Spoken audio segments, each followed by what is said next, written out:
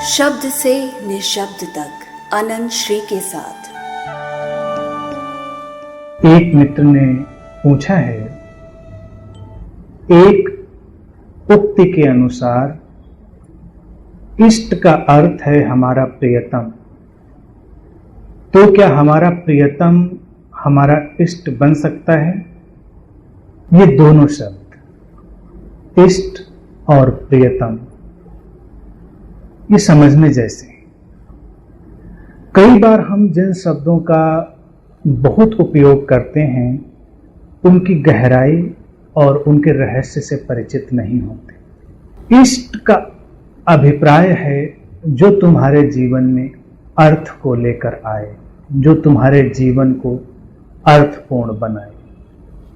जीवन एक ऐसी यात्रा है जो अर्थहीन गुजर सकती है और कभी किसी की उपस्थिति से,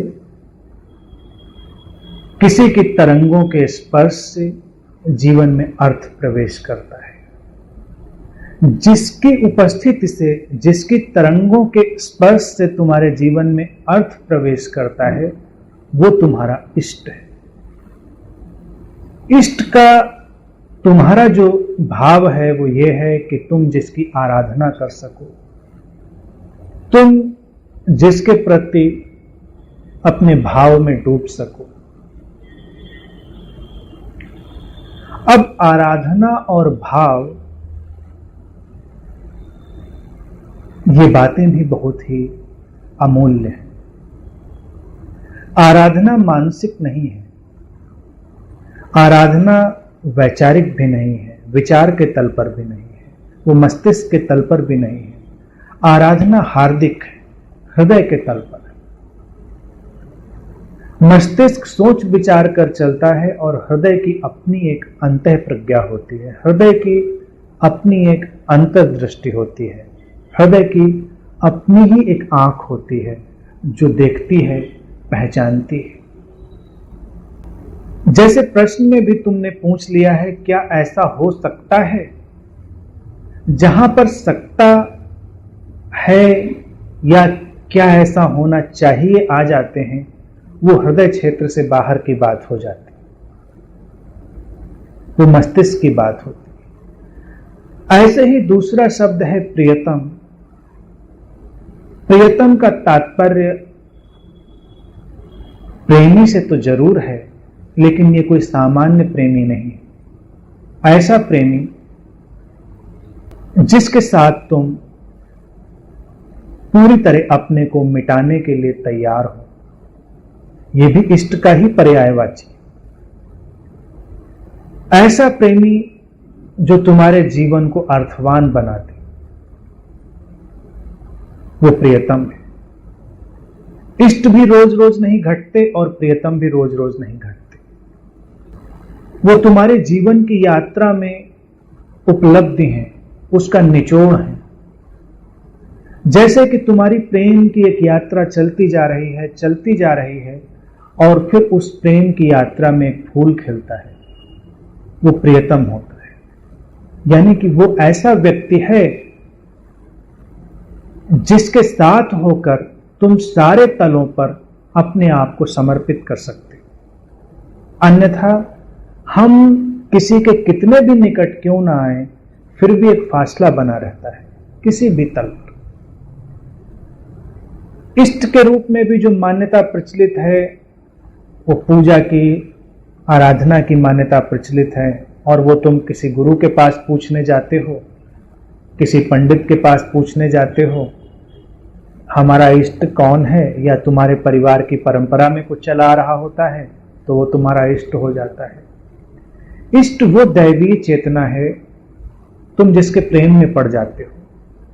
जब वो तुम्हारे समक्ष होती है या जब उसका विचार तुम्हारे भीतर कौंधता है तो उसके साथ ना हो पाने का भाव ही नहीं होता, तुम उसके बिना हो ही नहीं सकते, वही इष्ट है। कुछ लोग इष्ट की तलाश में लगे रहते हैं, पूछने में कि पता चल जाए कि मेरा इष्ट कौन है, फिर मैं उसकी साधना प्रारंभ करूं। तो तुम बाजारू बात कर रहे हो। ये बाजार की व्यवस्था की बात है कि तुम खोजने, जांचने, परखने निकले हो, और जो तुम्हारे मस्तिष्क की जांच परख से निकलेगा वो उतना ही मामूली होगा जितना तुम्हारे मस्तिष्क से निकले हुए और विचार और बातें। तुमने पूछा है क्या प्रियतम भी इष्ट हो सकता है? हाँ, अगर तुम्हारा प्रेम पात्र, तुम्हारा प्रिय ऐसा है जिसके साथ तुम अपने आप को पूरी तरह खो सकते हो, जिसमें तुम मिट सकते हो, जहां पर कोई बाधा नहीं है, जहां कोई शर्त नहीं है, तो फिर वही तुम्हारे लिए परमात्मा हो गया। परमात्मा कहीं और बैठा हुआ कोई व्यक्ति थोड़ा ही है। परमात्मा का तात्पर्य ही वो सत्ता है जो विचार से परे हो गई, जो सीमा से परे हो गई। वो कभी किसी व्यक्ति के रूप में भी प्रकट होता है। जिस व्यक्ति के साथ तुम्हारी सीमाएं खो जाएं, तुम्हारे विचार खो जाएं, तुम्हारी मान्यताएं खो जाएं, तुम्हारी धारणाएं खो जाएं, अब तक का इकट्ठा किया हुआ तुम्हारा सारा ज्ञान, तुम्हारा सारा अनुभव खो जाए, वो परमात्मा हो गए। उसने तुम्हें असीम बना दिया, उसने तुम्हें एक नया अर्थ दे दिया, एक नया जन्म दे दिया, तो वो इष्ट हो गए। लेकिन हम प्रेम करते भी कहां हैं? प्रेम में भी हमारी शर्तें होती हैं, दूरियां होती हैं, और चाहे हम कितना भी निकटता का दावा क्यों न करें, उसमें कोई ना कोई फासला बना ही रहता है। ये यात्रा फासलों को गिराने की है, ये यात्रा द्वैत को गिराने की है। अब द्वैत गिरे कैसे?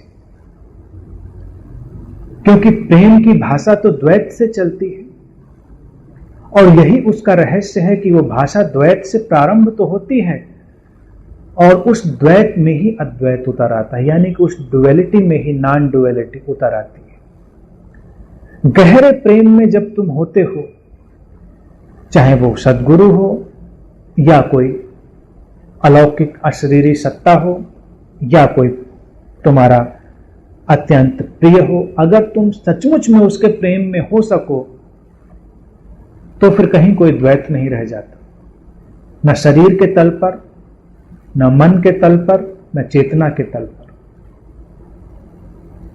क्योंकि शरीर भी तुम्हारे विचार के कारण ही बटे हुए हैं। तुम जब गहरे उतरते हो तो शरीर भी एक ही है, जो अलग अलग ढंग से प्रकट हो रहे हैं। यह बात तब तक समझ में नहीं आ सकती जब तक प्रेम का एक विशुद्ध रूप तुमने अनुभव ना कर लिया हो।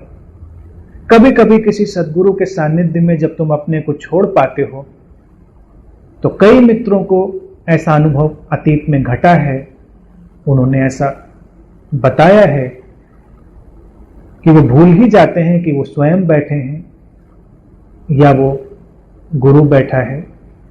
शरीर की जो उपस्थिति है वो भी विस्मृत हो जाती है, क्योंकि शरीर भी कहीं बहुत दूर अलग थलग नहीं है। अभी भी हम एक दूसरे के शरीर के साथ संयुक्त हो रहे हैं, और जो बाधा है वो केवल विचार की बाधा है। बाधा विचार से पैदा होती है। जब विचार गिर जाता है तो ये ब्रह्मांड, ये अस्तित्व ही हमारा शरीर बन जाता है। विज्ञान भैरव तंत्र में एक विधि भी है जो कहती है कि ब्रह्मांड को अपना शरीर जानो। जब ब्रह्मांड तुम्हारा शरीर हो सकता है तो सारे शरीर भी तुम्हारे ही शरीर हो सकते हैं। इसमें कोई असंभावना नहीं है, इसमें कोई मुश्किल नहीं है। और जब तक तुम पदार्थ के तल पर और चेतना के तल पर ये एकता अनुभव न कर लो, सीमाएं बनी रहेंगी और द्वैत बना रहेगा। सबसे बड़ी बाधा विचार की ही है, उसे तुम्हें समझना पड़ेगा। ये प्रश्न पूछते पूछते भी तुम्हारे अंदर विचार का ही धक्का आया है, इसीलिए तुमने पूछा क्या ऐसा हो सकता है? जो होता है वो होता ही है, उसके बारे में पूछने की जरूरत नहीं पड़ती। जो नहीं होता है उसी के बारे में तुम्हें विचार करना पड़ता है, क्या ऐसा हो सकता है? अपने विचारों को थोड़ा सा दूर हटाएंगे, अपने हृदय में डूबेंगे, तो देखेंगे कि कहीं कोई विभाजन नहीं है। और ये अच्छा ही होगा कि तुम इतने गहरे प्रेम का अनुभव कर पाओ। ये घटना हमेशा नहीं घटती, कभी कभी घटती है, लेकिन अगर घटती है तो अमूल्य होती है, बेशकीमती होती है। किसी व्यक्ति में परमात्मा का दर्शन पहले तो तुम्हें एक व्यक्ति में ही होता है, लेकिन एक व्यक्ति में परमात्मा का दर्शन हो जाने का तात्पर्य इतना ही होता है कि जल्दी ही तुम्हें हर ओर उसके दर्शन होने लगेंगे। जो लोग हर ओर परमात्मा के दर्शन पाने की चेष्टा में लगे रहते हैं और उन्हें एक के भीतर भी परमात्मा का दर्शन पूरी तरह नहीं हुआ, तो वो दिवा स्वप्नों में खो जाते हैं, वो अपनी कल्पनाओं में खो जाते हैं। उन्हें कहीं परमात्मा दिखाई नहीं देता, केवल परमात्मा का विचार ही उनके साथ होता है, उसकी अनुभूति नहीं। और विचार और अनुभूति में बड़ा फासला है। जो एक के भीतर है वो सर्व के भीतर भी हो सकता है। ये तो इतना सीधा सा तर्क है जिसे तुम्हारा मस्तिष्क भी स्वीकार कर लेता है। हृदय जब इसे देख लेता है, अनुभव कर लेता है, तो तुम्हारे लिए सारे द्वार खुल जाते हैं। फिर जो ये आराधना है, जो साधना है, वो जीवन का सहज हिस्सा हो जाता है। साधना और आराधना करने की चेष्टा जब तक करनी पड़े तब भी वो नहीं हो रही है, ये मान के चलो, ये अभी तैयारी हो रही है, ये ट्यूनिंग हो रही है। जब सचमुच मुंह में घट जाएगी तो तुम्हें प्रयास नहीं करना पड़ेगा, क्योंकि जितने भी साधना के शुद्धतम तल हैं या आराधना के शुद्धतम तल हैं, वो सारे निष्प्रयास हैं, सहज है, वो घटते हैं, उन्हें घटाया नहीं जा सकता। तो अपने हृदय से चलो, अपने हृदय में डूबो, और यह बेहतर होगा कि तुम किसी एक में डूब सको। प्रेम की यात्रा बहुत ही दुर्लभ है। अगर तुम उसमें सचमुच में डूब पाओ तो तुम्हारे लिए फिर सारे द्वार खुल जाते हैं। लेकिन ये चेष्टा से नहीं होगा, ये तुम्हारे प्रयासों से नहीं होगा। धीरे धीरे तुम अपने आप को और संवेदनशील और सजग बनाओगे। फिर उसी संवेदनशीलता और उसी सजगता के माध्यम से एक दिन अचानक तुम्हारे हृदय के द्वार खुलेंगे, हृदय के कपाट खुलेंगे, और तुम्हें वो सब दिखाई देने लगेगा जिसकी मैं बात कर रहा हूं।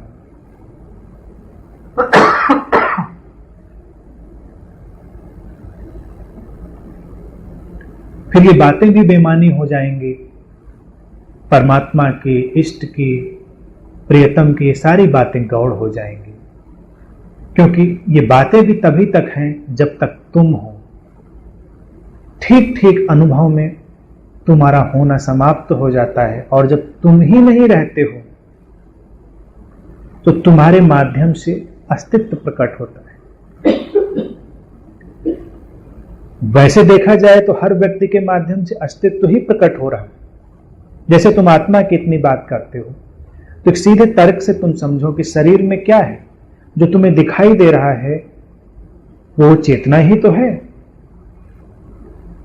जो आंखों से झांक रही है, जो आवाज से चारों ओर गूंज रही है, जिसकी तरंगे, जिसकी गर्माहट तुम अनुभव कर पा रहे हो, वो वही चेतना, वही आत्मा ही तो है। ये शरीर नहीं है। जो बैठा हुआ तुमको दिखाई दे रहा है, वो चेतना ही बैठी है शरीर के माध्यम से। क्योंकि अगर वो हट जाए पीछे तो शरीर यहां पर ऐसे ही निष्प्राण पड़ा रहेगा। तब न उसकी तरंगें चारों ओर फैलेंगी, न ये गर्माहट तुम्हें अनुभव में आएगी, न वो वातावरण तुम्हें अनुभव में आएगा जीवंतता का, जो अभी शरीर के माध्यम से प्रकट हो रहा है। तो शरीर के माध्यम से जीवंतता का जितना भी संसार प्रकट हो रहा है, वो चेतना का ही अनुभव है, सीधा आत्मा का अनुभव। ये शरीर का अनुभव नहीं है। वस्तुतः तो यही घट रहा है, वस्तुतः तो अस्तित्व ही तुम्हारे माध्यम से प्रकट हो रहा है, लेकिन तुम्हारा विचार इसे देखने नहीं देता। विचार बीच में एक दीवार खड़ी कर देता है। तुम्हें लगता है कि तुम कहीं अलग हो, अस्तित्व कहीं अलग है, तुम कहीं अलग हो, चेतना कहीं अलग है। तुम थोड़ा अपने विचार के तल से हट जाओ तो तुम्हें इतनी सुखद अनुभूति होगी, इतनी मधुरता तुम्हें चारों ओर से घेर लेगी, इतना हल्कापन तुम्हें घेर लेगा जिसे तुमने पहले कभी नहीं जाना होगा। शरीर उठ रहा होगा, बैठ रहा होगा, चल रहा होगा, बात कर रहा होगा, लेकिन तुम्हें उसका अनुभव नहीं होगा। तुम्हें अनुभव होगा उसके पीछे की चेतना का, और वो तुम्हें निर्भर बनाएगी। जैसे तुम्हारा शरीर एक पंख की तरह हल्का हो गया है, जैसे उसमें कोई वजन ही नहीं रहा। जैसे ही तुम अपने को उस अस्तित्व की धारा से काटते हो, तुम्हारे शरीर में वजन लौट आता है, तुम्हारे शरीर में बोझ आ जाता है। लेकिन जैसे ही तुम उस धारा से जुड़ते हो, तुम्हारा शरीर भारहीन हो जाता है। इसीलिए प्रेम में तुमने सुना होगा कि अक्सर कवि लिखते हैं कि उड़ने का भाव होता है। कभी कभी किसी प्रेमी प्रेयसी को प्रेम की गहरी तरंग पकड़ ले तो उसको भाव होता है कि बस जैसे आसमान में उड़ रहे हैं। और ये कविता नहीं है, उस क्षण में सचमुच ऐसा ही अनुभव करता है कि जैसे कोई बंधन नहीं रहा, कोई बोझ नहीं रहा, और वो उड़ सकता है। उड़ने का भाव, हल्केपन का भाव, ये हल्कापन, ये आसमान में उड़ने का भाव, यही अस्तित्वगत, यही चेतना का अनुभव है जो शरीर से पार है। तो थोड़ा सा तुम बीच में जो दीवारें खड़ी करके जी रहे हो उनको हटाओ, उन विचारों की दीवारों को, और फिर हर व्यक्ति के माध्यम से वही चेतना, वही परमात्मा प्रकट हो रही है। लेकिन पहले इसे किसी एक में देख, पहले इसे किसी एक में देख पाओ, चाहे वो तुम्हारा प्रेमी हो, प्रेयसी हो, सद्गुरु हो या कोई और। जब एक में देख लोगे तो तुम्हें अपने भीतर भी वही दिखाई देने लगेगा, वही प्रतिबिंब, और फिर जल्दी ही सारे ओर, हर ओर तुम्हें वही दिखाई देने लगेगा। और व्यक्तियों में ही क्यों, फिर तुम्हें पेड़ पौधों में, चट्टानों में, धरती से, हर ओर से तुम्हें वही अस्तित्व झांकता हुआ दिखाई देगा। यही इस यात्रा का अभिप्राय है, और यही इस यात्रा में जीवन को अर्थ मिलने की बात है कि जब तुम हर ओर उसी को झांकता हुआ अनुभव कर पाओ। जिसे कबीर कहते हैं, एक साधे सब सधे, यानी कि पहले कहीं एक बिंदु पर उस अनुभव में उतरो, और फिर जब वो सध जाएगा फिर सब कुछ सध जाएगा। जैसे कबीर कहते हैं, फिर हर ओर तुम्हें वही दिखाई देगा। इसके पहले दिवा स्वप्नों में, कल्पनाओं में और वैचारिक ताने बाने में मत उलझो, अन्यथा तुम मानसिक प्रक्षेपण के शिकार हो जाओगे और तुम्हें कहीं भी अनुभव में नहीं आएगा। अक्सर लोग ये शिकायत करते हैं कि जो बहुत आध्यात्मिक लोग हैं, जो परमात्मा आत्मा की बहुत बात करते हैं, वो कम संवेदनशील होते हैं। उन्हें दूसरों की हार्दिकता का, भावनाओं का कम एहसास होता है। वो थोड़े निष्ठुर जैसे हो जाते हैं। वो इसलिए ऐसे हो जाते हैं क्योंकि उन्होंने प्रेम को नहीं जाना। जो प्रेम को जानता है वो आत्यंतिक रूप से, अल्टीमेटली संवेदनशील हो जाता है। हर किसी की भावना का, हर किसी के होने का उसे पता चलता है। जहां भी ये संवेदनशीलता कम है वहां अध्यात्म नहीं है। अध्यात्म के नाम पर दार्शनिकता हो सकती है, फिलॉसफी हो सकती है, लेकिन अध्यात्म नहीं। अध्यात्म तो चरम संवेदनशीलता का नाम, और चरम संवेदनशीलता इस प्रेम के माध्यम से ही संभव है।